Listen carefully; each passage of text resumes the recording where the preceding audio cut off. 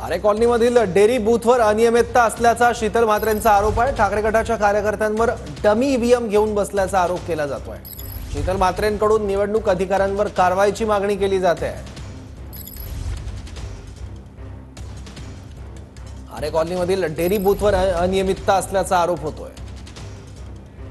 काही तक्रारी आल्या की इकडचे जे उबाटाचे मनाने हरलेली लोक आहेत आणि खरोखर सुद्धा जे हरणार आहेत, ज्यांनी आता रडायला सुरुवात केलेली आहे, ते तिथे आतमध्ये कुठलं बटन दाबा हे मतदारांना सांगत होते।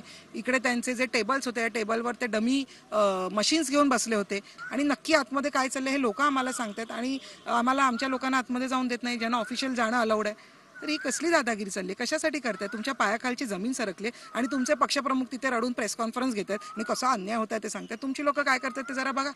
हे अशा डमी मशीन्स घेऊन बसणं अलाउड आहे का? सांगा उद्धवजी ठाकरे, सांगा हे अलाउड आहे का? हे तुमचा उमेदवार करतोय, कसला प्रेस कॉन्फरन्स घेऊन तुम्ही लोकांना शहाणपणा शिकवताय? तुम्ही काय करताय ते आधी बघा।